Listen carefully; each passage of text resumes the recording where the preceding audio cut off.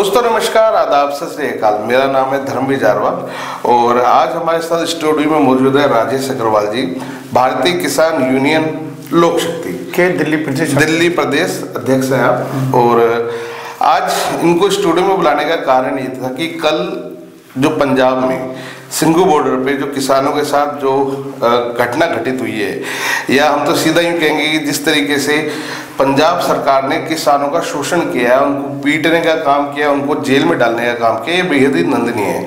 और ये घटना अगर घटित हो रही है तो उसके पीछे क्या कारण है, इन्हीं मुद्दों को लेकर आज राजेश से बात करेंगे। राजेश जी, आज तो आपका बहुत बहुत स्वागत है। Thank you. ये जो घटना कल जो घटित हुई है, इसको कैसे आप लोग देख रहे हैं? देखिए, आम आदमी पार्टी का जो पुराना इतिहास रहा है वो हमेशा धोखाधड़ी का ही रहा है। जो दिल्ली में उसने आम जनता के साथ किया है वही अब पंजाब में दोहराया जा रहा है। तो पंजाब में भी आम आदमी पार्टी का पतन अब निश्चित है, ये आप मान के चलिए, क्योंकि किसान जो है वो देश का आधार है। किसान जो है वही हमारे देश का अन्नदाता है। किसान जो है उसी से हमारे देश की अर्थव्यवस्था है। अब किसानों के साथ इस तरीके का व्यवहार बिल्कुल धोखाधड़ी का व्यवहार है। भारतीय किसान यूनियन लोक शक्ति दिल्ली प्रदेश अध्यक्ष होने के नाते मैं इस सारे कृत्य की बहुत भर्त्सना करता हूँ।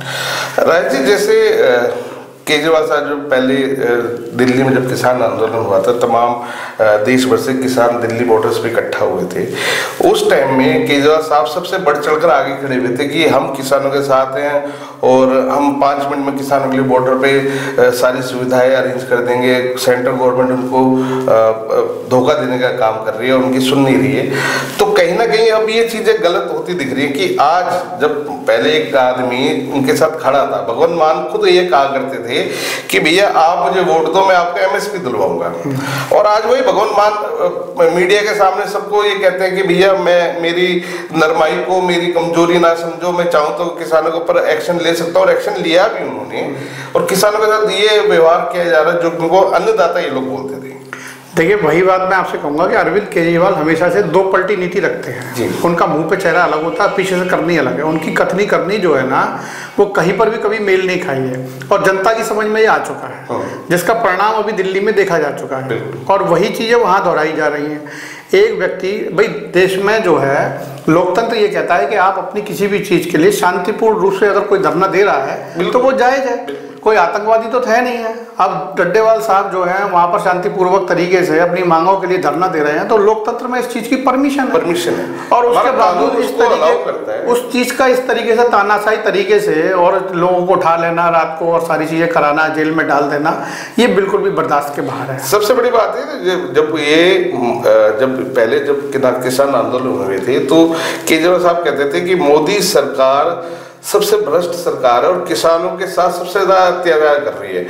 पर जहां तक मुझे याद है, कभी भी मोदी सरकार ने किसानों के जो टेंट थे, तंबू थे, उनको तोड़वाया नहीं था, जैसा कि कल रात को तोड़वा दिया गया। मोदी सरकार ना भ्रष्ट सरकार है, लेकिन केजरीवाल साहब जरूर भ्रष्ट सरकार है। लोगों को 2 रुपए देते हैं, लोगों को 2 रुपए देते हैं और 2000 करोड़ अपनी जेब में डाल लेते हैं। तो ये केजरीवाल साहब की 2 मुंहा नीति अब नहीं चलेगी। अब कल इनके जो मंत्री एमएलए साहब है, चीमा साहब, वो कहते हैं कि दिल्ली पंजाब के अंदर जो दिल्ली और पंजाब के जो बॉर्डर सील कर दिए उसकी वजह से पंजाब का व्यापार है वो बाधित हो रहा है।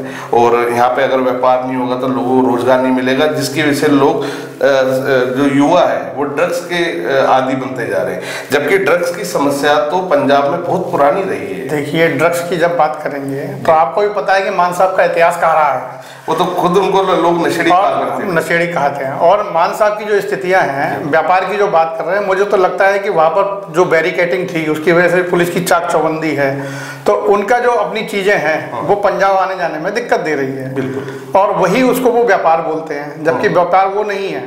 वो संसद में कैसे आते हैं, वो विधानसभा में कैसे जाते हैं, उसका पूरा इतिहास है। पर राय जी, इस पूरे मुद्दे को क्या इस तरीके से भी देखा जा सकता है कि जब बॉर्डर सारे सील थे तो किसान दिल्ली नहीं आ पा रहे थे, ठीक है, क्योंकि अब पंजाब में इलेक्शन है, तो इस चीज को क्या ऐसे भी देखा जा सकता है कि पंजाब गवर्नमेंट जानबूझ के दिल्ली के बॉर्डर्स खोल रही है ताकि किसान दिल्ली पहुंच सकें?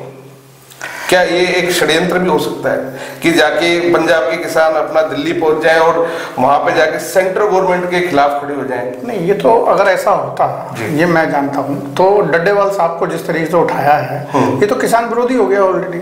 तो इसका बेनिफिट कैसे लेंगे चुनाव में? बिल्कुल।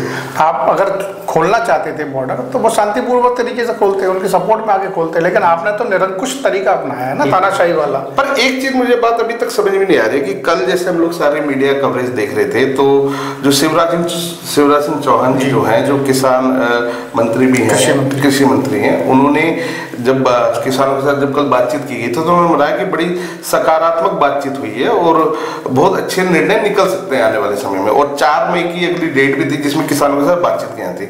जब सब कुछ ठीक था तो एकदम से क्या हुआ कि किसानों के ऊपर लाठीचार्ज भी कर दिया गया, उनको पिटवाया गया, उनके तंबू भी तोड़ दिए गए और उनको अरेस्ट कर लिया गया। तो ये तो बता रहा है कि उनकी खींच भरी नीति थी। जब उनको ये समाचार मिल गया कि शिवराज सिंह चौहान साहब, मोदी सरकार ने किसानों के साथ एक ऐसी व्यवस्था कर दी है कि जहां से दोनों के बीच समझौते की उम्मीद है, तो उस समझौते की उम्मीद को तोड़ने के लिए, चिंगारी लगाने के लिए ये कृत्य किया। मतलब कहीं ना कहीं ये सेंट्रल गवर्नमेंट को नीचा दिखाने के लिए कृत्य किया। यही केजरीवाल साहब की हमेशा से नीति रही है। अच्छा, मतलब अपना काम बन जाए, क्योंकि पंजाब में चुनाव है, पंजाब के लोगों को दिख जाए कि हम बहुत बढ़िया, हम किसानों के हित के लिए खड़े हैं, और दूसरी तरफ सेंट्रल गवर्नमेंट को नीचा दिखाने के लिए इस तरह का। पर ये अब चलेगा नहीं, क्योंकि जो उन्होंने किया वो बिल्कुल उल्टा है। और भारतीय किसान, सारे किसान उनके खिलाफ खड़े हो गए। सारे किसान कह रहे हैं कि पूरे, आप देख लिए पंजाब में पूरे में आग लग गई और सब लोगों को पता है कि ये लोग करते कुछ हैं, करते और कहते कुछ हैं। तो मैं नहीं समझता हूँ इसका कोई बेनिफिट पंजाब में आने वाला है। दिल्ली वाला हाल पंजाब में तैयार है। सर, आपका जो संगठन है अब इन सब चीजों को कैसे देख रहा है और इन सब चीजों को लेके आप लोग क्या करने जा रहे हैं?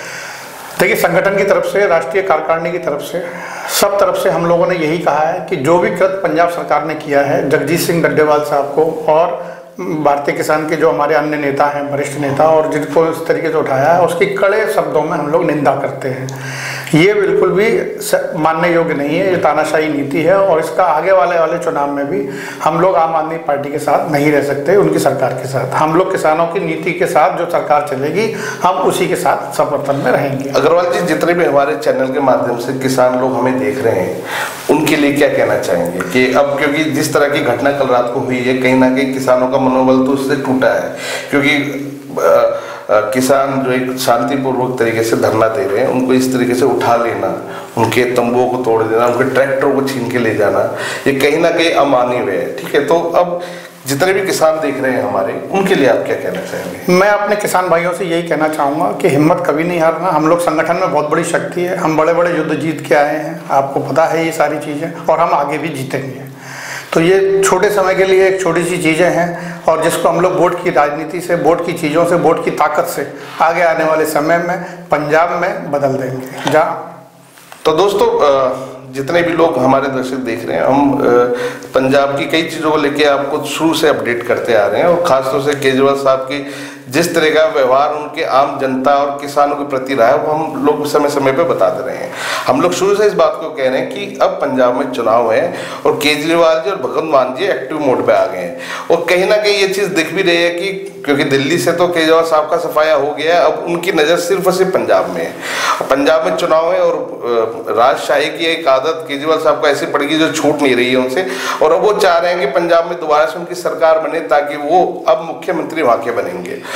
सोचने समझने की बात अब पंजाब के लोगों के, पंजाब के लोग इन सब चीज़ों को कैसे देखते हैं, क्योंकि जो आदमी दिल्ली में अपने वादे पूरे नहीं कर पाया, यहाँ तक कि पंजाब में जो जिसने 1000 रुपये महिलाओं को देने का वादा किया था, वो आज 3 साल से ऊपर का समय हो गया, आज तक पूरा नहीं हुआ। जो व्यक्ति ये कहता था कि हम किसानों के साथ खड़े हैं, आज वही व्यक्ति किसानों को पिटवा रहा है। तो इन सब चीज़ों को लेके आप लोगों को सोचने समझने की जरूरत है। पंजाब के तमाम लोग इन सब चीज़ों को ध्यान से सोचे समझे और फिर उसके बाद निर्णय लें कि किसकी सरकार बननी चाहिए। सरकार जिसकी भी हो, पर उसकी हो जो देश हित के लिए सोचे, हमारे किसानों के लिए सोचे, हमारे अन्नदाताओं के लिए सोचे, हमारे परिवार के लिए सोचे। खाली बातें करने से सरकारें नहीं चलती, देश नहीं चलता। दोस्तों, इस प्रकार की तमाम खबरें हम लोग अपने समय समय पर आप तक लेके आते रहेंगे।